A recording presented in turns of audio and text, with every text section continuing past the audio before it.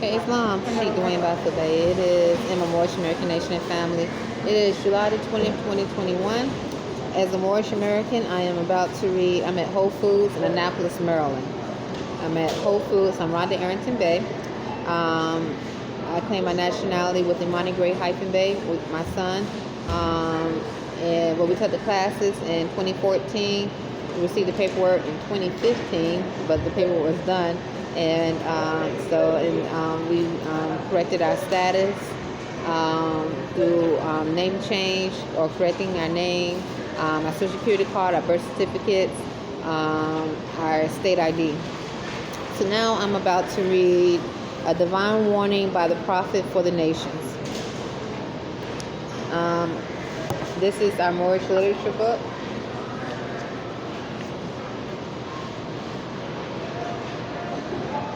I've read this too many times to remember, but it's been a while, so I'm going to read it again today.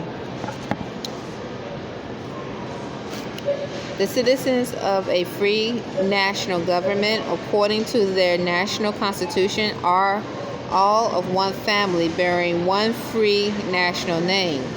Those who fail to recognize the free national name of their constitutional government are classified or classed as undesirable and are subject to all inferior names and abuses and mistreatment that the citizens care to bestow upon them.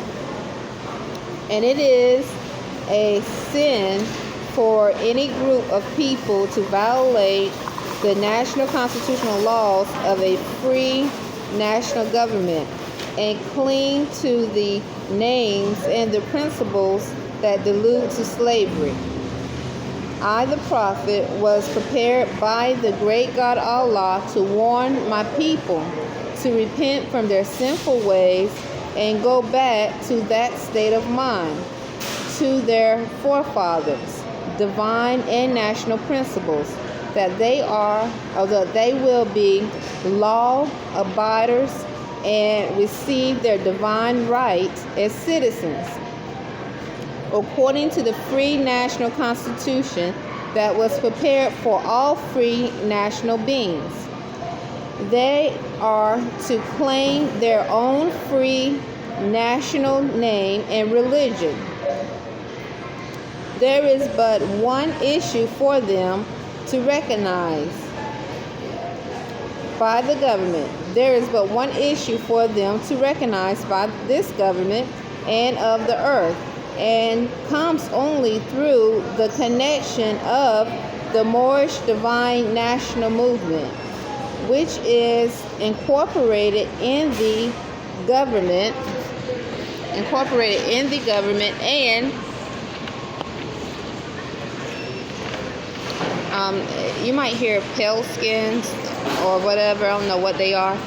Saying ignore it. They're not in the video. Like I don't know what it is. We are among unnatural, unclean spirits in Annapolis, and as a clean, divine nation, clean spirit.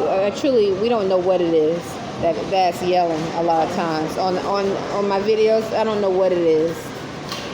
Recognized to all other nations of the world.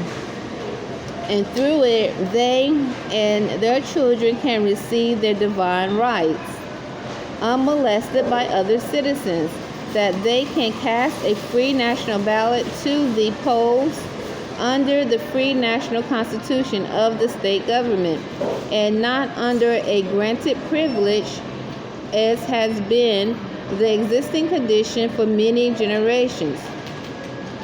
You who doubt whether I, the prophet, and my people are right for the redemption of my people, go to those that know law in the city hall and among the officials in your government, and ask them under an intelligent tone, and they will be glad to render you a favorable reply, for they are glad to see me bring you out of darkness into light. Money doesn't make the man. It is free national standards and power that makes a man and a nation. The wealth of all national governments, gold and silver, and commerce belong to the citizens alone. And without your national citizenship by name and principle, you have no true wealth. And I am hereby calling on all true citizens that stand for a national free government and the enforcement of the Constitution to help me in my great missionary work, because I need all support from all true American citizens of the United States of America. Help me to save my people who have fallen from the constitutional laws of the government. I am depending on your support to get them back to the constitutional fold again, that they will learn to love instead of hate, and will live according to love, truth, peace, freedom, and justice, supporting our free national Constitution of the United States of America. I love my people, and I desire their unity and mind back to their own free national divine standard, because day by day, they have been violating the national and constitutional laws of their government by claiming names and principles that are unconstitutional. If Italians, Greeks, English, Chinese, Japanese, Turks, and Arabians are forced to proclaim their free national name and religion before the constitutional government of the United States of America, it is no more than right that the law must be enforced upon all other American citizens alike. In all other governments, when a man is born and raised there and asks for his national descent name, and if he fails to it, he is misused, imprisoned, or exiled, because they place their trust upon issues and names that they are neither a part or a partial of. Neither were they formed of their forefathers. Any group of people that fail to answer up to the constitutional standard of law by name and principles, because to be a citizen of any government, you must claim your national descent name, because they place their trust upon issues and names formed by their forefathers. The word Negro deludes in the Latin language of the word nigger, the same as the word colored deludes to anything that is painted, varnished, and dyed. And every nation must bear a national descent name of their forefathers, because honoring thy fathers and thy mothers, your days will be lengthened upon the earth. These names have never been recognized by any true American citizen of this day. Through your free national name, you are known and recognized by all nations of the earth that are recognized by said national government in which they live. The 14th and 15th Amendments brought the North and South in unit, placing the Southerners who were at the time without power with the constitutional body of power. And at that time, 1865, the free national constitutional law that was enforced since 1774 declared all men equal and free.